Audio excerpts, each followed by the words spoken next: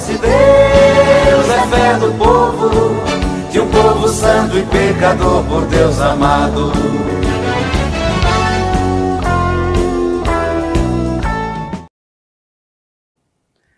Graças a Deus estamos juntos para mais uma segunda bíblica. Esse é o nosso sexto encontro sobre o profeta Ezequiel. Você está gostando? Tá achando interessante? Então dá logo um like aí. Está inscrito aqui no canal? Graças a Deus.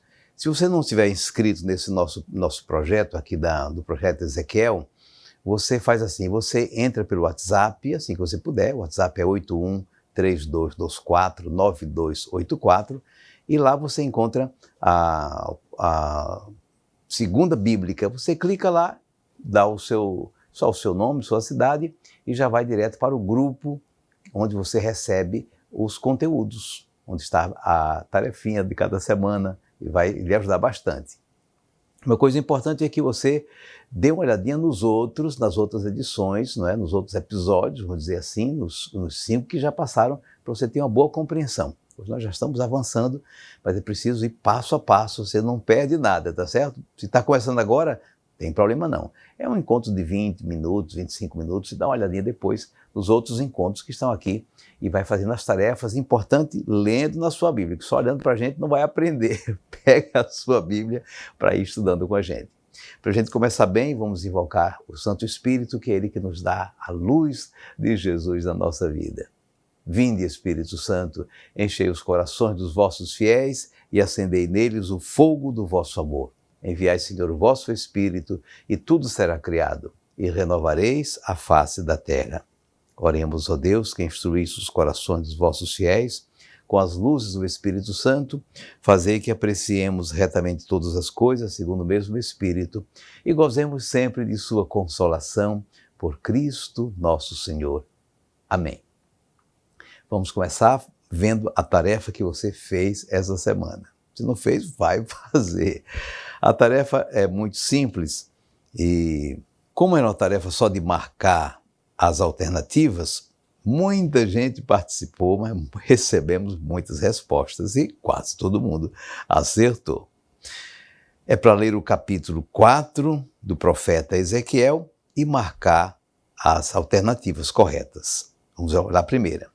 Deus mandou o profeta desenhar a cidade de Jerusalém num tijolo e cercá-la com rampas, torres de assalto, acampamentos, máquinas de guerra, mostrar o exército situando essa cidade, o tijolo, né? Bom, marcar a alternativa correta. Para que isso? Era um sinal de advertência para a casa de Israel.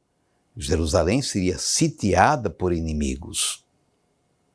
Ou será que era um agouro contra o povo de Israel, desejando o desastre para a cidade santa? Qual é a resposta correta? Era um sinal de advertência, um gesto profético, fazendo aquele cerco para as pessoas verem o que iria acontecer com Jerusalém. Eles estão no exílio, mas está mostrando o que é que vai acontecer por lá e mandando dizer ao povo de lá. A segunda pergunta, Deus mandou o profeta ficar deitado ao lado da maquete da cidade de Jerusalém por muitos dias. Um tempo deitado e amarrado ao lado direito, outro tempo deitado e amarrado ao lado esquerdo. Marque a alternativa certa. Para chamar a atenção para a condição dos exilados do Reino do Norte, Israel, e do Reino do Sul, Judá, por causa dos desvios e infidelidades que levariam Jerusalém a ser sitiada e vencida pelos seus inimigos. Ou será que está certo isso? Para mostrar que o povo estava omisso diante do perigo de invasão dos estrangeiros. Qual é a resposta certa? Para chamar a atenção para a condição dos exilados, seja de Israel, seja de Judá, por causa das infidelidades deles. Terceira perguntinha. Deus mandou o profeta fazer pão com vários grãos e comer de maneira racionada, bem como beber água racionada durante o tempo que estava deitado ao lado da maquete da cidade de Jerusalém. Autorizou a assar o pão com fogo de esterco de gado. Marque a alternativa correta. Para que isso? Para mostrar que fora de sua terra comeriam pão impuro, seriam submetidos a situações humilhantes. Ou será que era para valorizar as energias alternativas que podem ser usadas em situações extremas? Qual é a alternativa certa? Mostrar que fora de sua casa comeriam pão impuro, passariam situações muito vexatórias, humilhantes. Isso foi o capítulo 4. Eu agradeço a sua participação. Vamos ao estudo de hoje. E o estudo de hoje começa por uma explicação sobre esse tempo do exílio. Como é que se chegou ao tempo do exílio? No último encontro eu expliquei a vocês, o exílio foi um desastre nacional de grande magnitude, é demais, né? De magnitude. Foi muito grande esse desastre, porque se desmantelou a nação e os símbolos da nação, particularmente o templo e a dinastia de Davi. Bom, voltemos um pouco no tempo e lembremos, havia um tempo, eles vieram do Egito, é verdade, ocuparam a terra com guerras, muitas complicações, é o livro do profeta Josué, o livro de Josué, e na terra eles tiveram juízes, não eram uma nação unificada, eram tribos isoladas e resolviam as situações difíceis com juízes, que eram lideranças muito, muito reconhecidas, até Samuel, que era um profeta. E já no tempo de Samuel houve uma pressão da opinião das pessoas para que se organizassem como os outros povos, tivessem um rei, tivessem uma corte, tivessem um exército, e começaram assim com Saul. Saul foi um rei apenas de algumas tribos, mas depois veio Davi, que era um chefe militar, e Davi conseguiu unificar as tribos todas numa só nação. Venceu povos vizinhos, tomou Jerusalém, que era de um povo chamado Jebuseus, Jerusalém fica no alto, e fez de Jerusalém, uma cidade que já existia, uma cidade de pagãos, fez a sua capital. Foi buscar a Arca da Aliança no norte e trouxe para Jerusalém. E fez de Jerusalém um centro religioso de toda a nação. Assim unificou o povo. Tem as histórias de Davi e tudo mais, mas quando Davi morreu, veio Salomão, que era filho dele. Salomão ampliou ainda mais o império, foi Salomão que construiu o templo de Jerusalém, e Salomão fez umas coisinhas também erradas, admitiu deuses estrangeiros, o culto, explorou muito o povo, impostos pesados. Assim, quando terminou o mandato de Salomão, pela morte dele, o reino se dividiu. É verdade que foi um filho, ficou rei das tribos do norte, 10 tribos, chamado Reino de Israel, com sede na Samaria, e outro filho ficou rei das 2 tribos do sul, Judá e Benjamim, com o nome de Judá. A terra de Judá com o seu rei, a terra de Israel com a capital Samaria com o seu rei. Isso estamos agora no século IX. E como é que foi o reino de Israel, o reino do norte, que tinha sede, a capital em Samaria? Bom, não andou bem. Muita idolatria, os profetas lá lutaram muito, como Elias, para defender o monoteísmo, a crença num Deus verdadeiro, único. A influência dos cananeus foi bastante forte e não teve, assim, sequência dos reis. Era aquela politicagem, vinha um rei, depois tinha nada com o outro, não tinha dinastia, quer dizer, que segue na família, como foi o caso de Davi no sul. O Reino do Sul, com capital em Jerusalém, foi mais estável, tinha Jerusalém como sede, a crença que Deus mora ali no templo, o centro político figurou o templo, cresceu muito os sacerdotes, a casta sacerdotal, descendentes da tribo de Levi, e os reis eram sempre da família de Davi, a descendência de Davi, a dinastia. Então isso deu mais tranquilidade, mais do que no norte. Finalmente, no século VIII, o norte, com as suas dificuldades e também as pressões externas de outros países, terminou sendo invadido e destruído pelos assírios. o sul foi poupado, quase também chegava lá, mas o sul era mais estável, era mais seguro, a coisa andou mais. O reino do norte se desmantelou, muita gente mandou-se para outros lugares, como exilados, autoexilados, né? Ou, de toda forma, no ano de 722, acabou-se o reino do norte, o reino que capital era Samaria. No tempo de Jesus, bem depois, esse povo que habitou essa área já não era bem visto, eram os samaritanos. E o reino de Judá, mais estável, teve reis bons, Ezequias, Josias e muitos ruins também, né? Finalmente o reino do sul, com seus desmandos, todo canto tem, né? Muitos problemas também, e a pressão internacional caiu sob o comando dos babilônios, um reino bastante forte, que na primeira oportunidade deportou 10 mil pessoas do centro do país. Sacerdotes, artesãos, a corte, os nobres, o que tinha de lideranças, eles levaram para a Babilônia. Foi a primeira deportação em 597, deixou lá um rei tomando conta, era o tio do rei que foi levado prisioneiro. Esse rei fez uma rebelião e eles vieram com tudo, sitiaram Jerusalém durante 2 anos, finalmente destruíram as muralhas, incendiaram a cidade, mataram muita gente. E durante esse cerco, você pode imaginar a fome, as dificuldades, os desentendimentos, as mortes, e as mortes também com essa guerra. Destruíram o templo, levaram o que puderam, né, os pertences do templo, os móveis, os utensílios. Foi uma situação muito dolorosa. E se constituiu, então, uma comunidade no exílio, na Babilônia, e uma comunidade na Palestina, a comunidade da Palestina e a dos babilônios.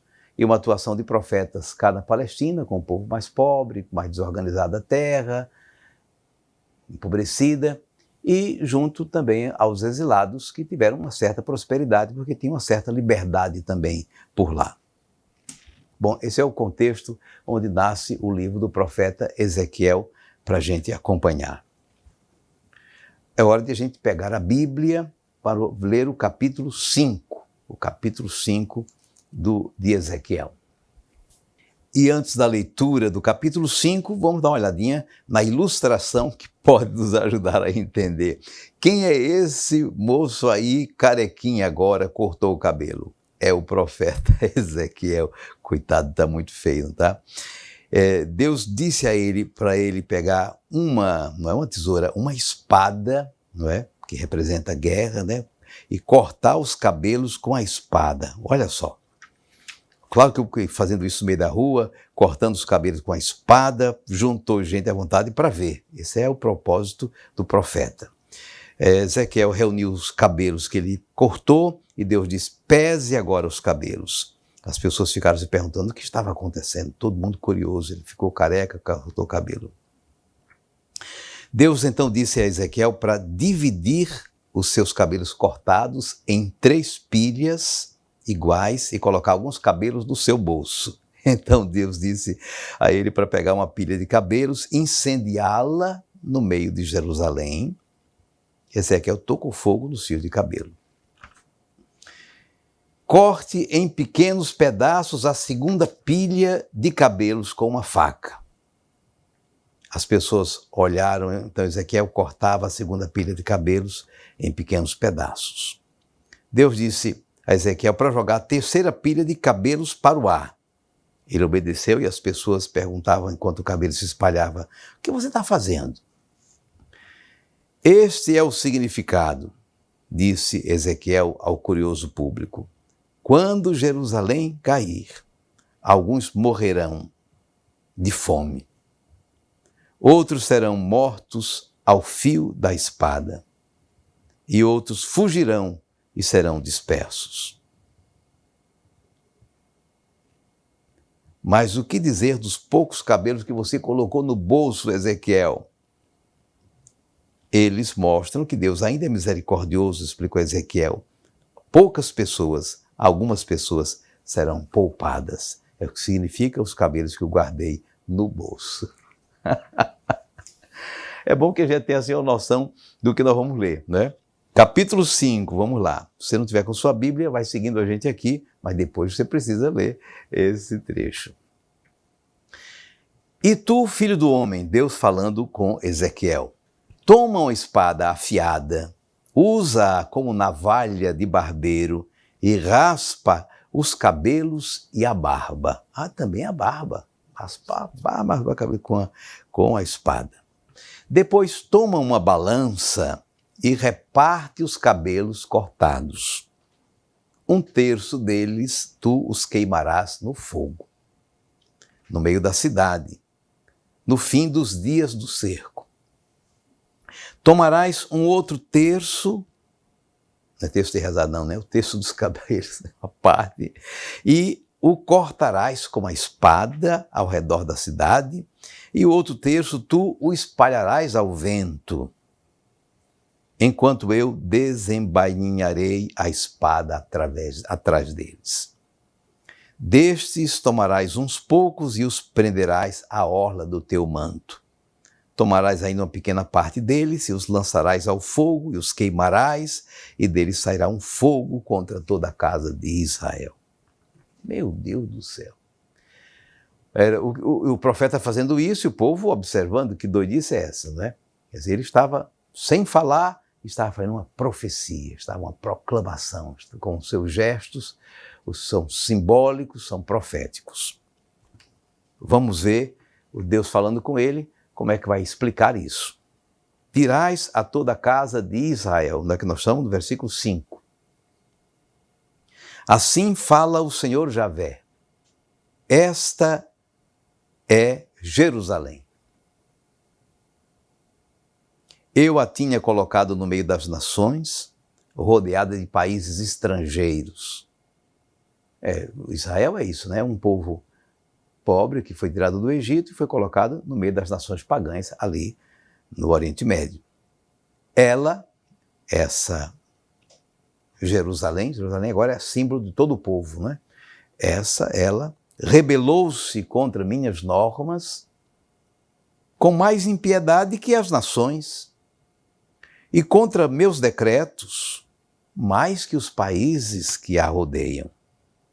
De fato, desprezaram minhas normas e não se comportaram de acordo com os meus decretos. Deus está falando com Ezequiel e dizendo que vai fazer isso acontecerá com o povo representado em Jerusalém, porque foram mais impiedosos, menos obedientes do que as outras nações pagãs. Porque sois mais rebeldes que as nações que vos rodeiam. Não seguistes meus decretos, não observastes minhas normas, nem agistes segundo os costumes das nações que vos rodeiam. Pois bem, assim fala o Senhor Javé, é o versículo 8 agora, olhadinha 8 aí. Também eu me declaro contra ti e executo a sentença no meio de ti, aos olhos das nações. Deus está dizendo que vai dar uma lição, vai tomar dar uma decisão, executar uma sentença, e todo mundo vai ficar vendo isso. Farei contigo o que nunca fiz, nem farei nunca mais, por causa de tuas culpas abomináveis. Por isso, no meio de ti, os pais devorarão os filhos, e os filhos devorarão os pais. Lembre o que é uma fome. Não me lembro mais qual era o filme de uma coisa verdadeira, um acidente de avião que caiu no meio da neve. Você deve ter visto esse filme, né? Fome. A coisa vai passando, se acabam todos os víveres, termina se comendo um que morreu. Isso acontece em situações de guerra. Não é que Deus mandou fazer isso, é que essas coisas aconteceram e ele vai passar por essa privação de se comer o próprio pai. Meu Deus do céu. Cumprirei em ti meus julgamentos e dispersarei a todos os ventos o que restar de ti. Dispersar, espalhar. Esse povo que era uma nação, está espalhando-se no meio das nações, no meio do mundo. Portanto, como é verdade que eu vivo, oráculo do Senhor Javé, porque profanaste meu santuário com todas as tuas infâmias e com todas as tuas coisas abomináveis, também eu rejeitarei sem um olhar de compaixão. Eu também não pouparei. Deus está aqui no papel de quem está se queixando de que o povo não andou nos seus caminhos, profanou o seu santuário, pode se referir a idolatrias, a adoração de deuses dos outros povos, até no próprio templo que havia e tudo mais. 1/3 dos teus morrerá de peste. É o que acontece na guerra, né? Por exemplo, agora, quando você vê esse programa, nós estamos com a guerra na Palestina, né? Quando você cerca uma população de mais de 1 milhão de pessoas, vai esperar que morre de doença, morre de fome, não é verdade? E morre também dos conflitos, de tiros e tudo mais. Mas morre muita gente de fome. 1/3 cairá, 1/3 dos teus morrerá de peste, as doenças, né, que se espalham, e será consumido pela fome no meio de ti. 1/3 cairá pela espada, é a guerra direta, ao redor de ti. E outro 1/3 eu o dispersarei a todos os ventos, os deportados, exilados, desembainhando a espada atrás deles. Quer dizer, isso aconteceu com o povo, mas agora está sendo lido como Deus fez isso pessoalmente. Claro que Deus não fez isso pessoalmente, né? Então darei desafogo à minha ira, saciarei neles meu furor e tomarei satisfação. Então no versículo 13, então saberão que eu, Javé, falei em meu ciúme, quando desafogar sobre eles o meu furor. Deus está bravo e dizendo, vou fazer isso contra vocês, vou deixar vocês morrer de fome, vou abandonar vocês vão... Eu te reduzirei a um deserto, a um opróbrio no meio das nações que te rodeiam, à vista de todo transeunte. Quem passa vai ver. Serás um opróbrio, uma vergonha, um vitupério, um exemplo e um horror para as nações que te rodeiam, quando eu executar contra ti a sentença com indignação, furor e terríveis castigos. Eu, Javé, falei. Estou no versículo 16. Quando eu mandar contra ti as terríveis flechas da fome, que levam destruição, e que lançarei para destruir-te, agravarei a fome sobre ti, tirando-te as provisões de pão. Então mandarei contra ti a fome e os animais ferozes que te privarão de teus filhos. No meio de ti passarão a peste e o sangue, enquanto farei cair sobre ti a espada. Eu, Javé, falei. Você ainda não tinha lido essa página da Escritura. São muitas assim, não é? São muitas assim. Eu falei do contexto disso. A destruição de Jerusalém, o sítio, o cerco, né, dos inimigos, que causa o povo ficar trancado ali, e dói logo o juízo, né? Passa fome, as doenças, não é, se proliferam, as pessoas perdem a cabeça, há quem fuja, há quem lute diretamente, não é? E quando caíram os muros e quando os inimigos entraram, mataram o que puderam, correram. Digamos que depois de saber disso, se reflete depois na história, diz, olha, Deus ficou muito bravo com a gente. Deus disse, vou mandar. É claro que Deus não fez isso diretamente, né? Meu avô dizia assim, ou vocês pensam que Deus castiga? Deus não castiga. Embora a Bíblia diga que castiga, Deus não castiga. Nós nos castigamos pelos nossos próprios atos. E eu fico pensando que meu avô tinha razão.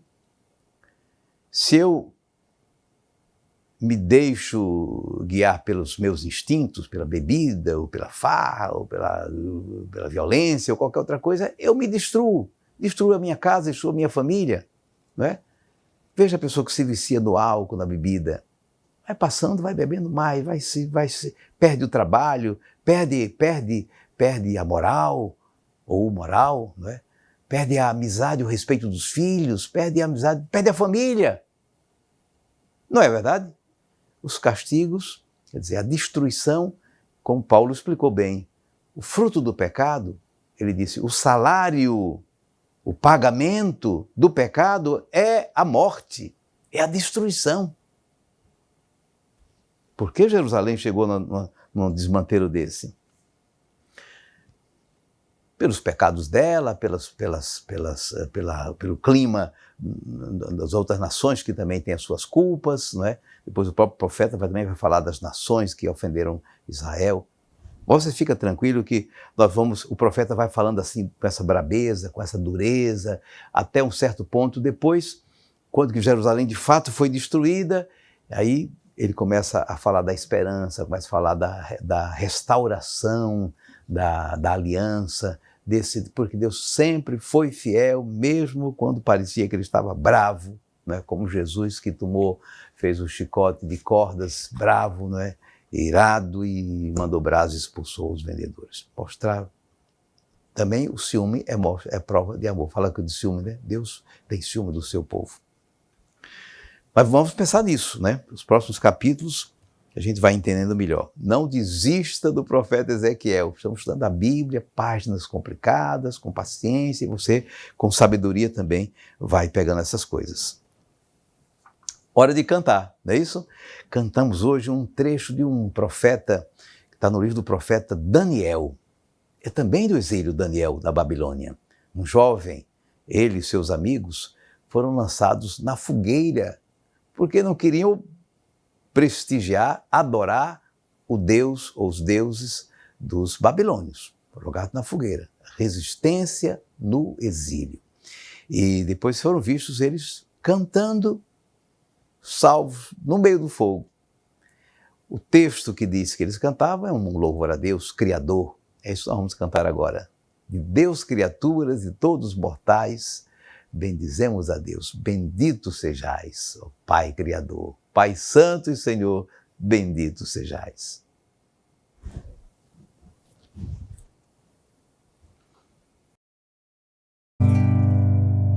De Deus, criaturas e todos mortais, diz ele cantando, bendito sejais.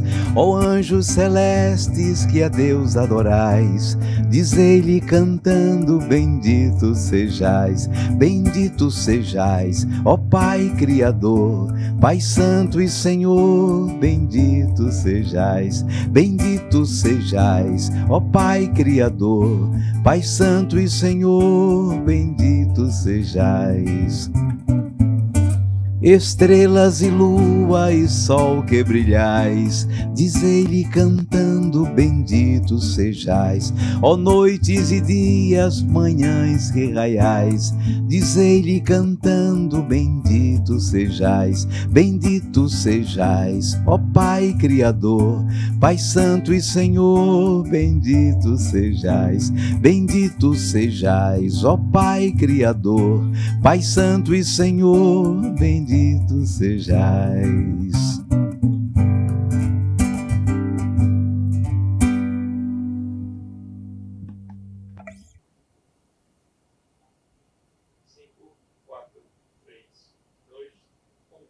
De Deus, criaturas e todos mortais, diz ele cantando, bendito sejais.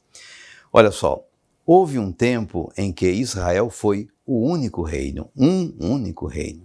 Davi, no século X a.C., venceu os povos vizinhos, unificou as tribos em um só reino, tomou Jerusalém como capital, levou para lá a Arca da Aliança e fez de sua capital um centro religioso do seu povo. Foi a obra de Davi. Depois, o único reino se dividiu em dois. Quando Davi morreu, ficou rei o seu filho Salomão. Ele construiu o templo em Jerusalém, admitiu culto aos deuses estrangeiros, explorou muito o povo. Quando ele morreu, o reino se dividiu, o norte com 10 tribos e o sul com 2 tribos. O reino do norte, chamado Israel, teve sua capital em Samaria. Cresceu muito a idolatria e a influência dos cananeus.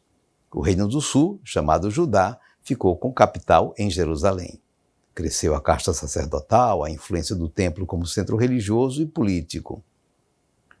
No ano 722, o Reino do Norte foi invadido pela Assíria e se desmantelou definitivamente. O Reino do Sul foi mais estável, com a dinastia davídica e o centro de unidade no templo. Houve reis muito bons, como Ezequias, Josias.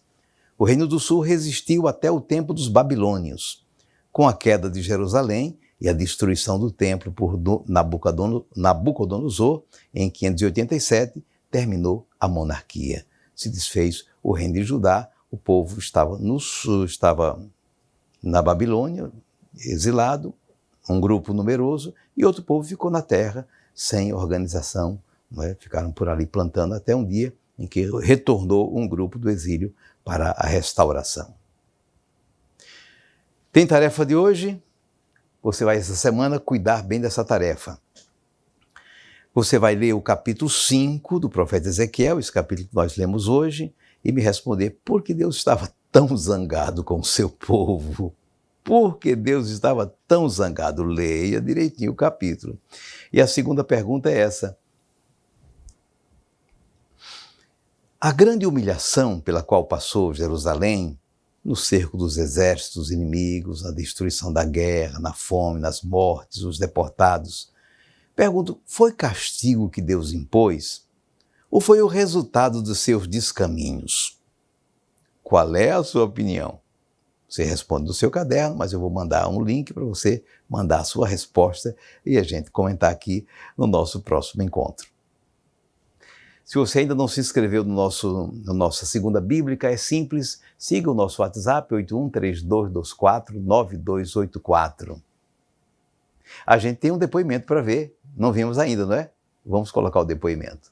Bem, padre, para a gente está sendo muito importante fazer esse curso bíblico em família, porque a gente está aprendendo sobre a Bíblia, sobre os livros da Bíblia, como ler a Bíblia, como fazer as citações e entender essas citações bíblicas. Além disso, estamos aprendendo bastante sobre o profeta Ezequiel e, assim como ele, estamos aprendendo que temos que ler a palavra, entender a palavra e repassá-la, porque senão não faz sentido esse nosso estudo. Muito obrigado, viu, padre? Está sendo ótimo, o senhor tem um verdadeiro dom de ensinar a todos nós sobre a palavra de Deus. Muito obrigado e boa noite. Olá, boa noite. Eu me chamo Vilma, moro aqui em Bragança Paulista, no estado de São Paulo. Eu sou catequista, preparo crianças para a primeira Eucaristia e os pequenininhos da pré-catequese. Então eu fico muito feliz quando eu percebo a riqueza que a cada dia nós aprendemos, sobre o reino de Deus. E eu estou muito contente com todas as aulas que eu tenho assistido. O Padre João Carlos fala de uma maneira muito direta, muito clara, muito límpida, de fácil compreensão. O Antigo Testamento tem determinados livros que são assim meio pesados, Então Ezequiel é um deles que às vezes eu lia, tinha um pouco de dificuldade de compreender. E, no entanto, agora a gente está percebendo que não é assim tão difícil, que vai muito da nossa vontade de querer prestar atenção. E uma pessoa que tem tanto conhecimento quanto o Padre João Carlos, e essa passagem que ele nos dá com tanta naturalidade, nos deixa assim muito feliz e muito contente. Eu estou muito contente com todas as aulas e peço muito a Deus e a Nossa Senhora que ilumine sempre mais o Padre João Carlos e que venha outros estudos após esse, que não fique somente nesse, tá bom? Então, obrigada e espero ter contribuído aí com alguma coisa para vocês, tá bom? Obrigada. Quero agradecer de coração a você que está participando, a quem está mandando suas mensagens. Por favor, grave aí, pode ser assim no vídeo, no seu celular deitado, fica melhor ainda, mas mande de qualquer jeito e me diga como é que está participando, como é que está indo a nossa Segunda Bíblica e a sua participação. Que Deus abençoe, faça a sua tarefa essa semana, a gente se encontra segunda-feira, se Deus quiser. Até lá. É voz de Deus, é fé do povo, de um povo santo e pecador por Deus amado.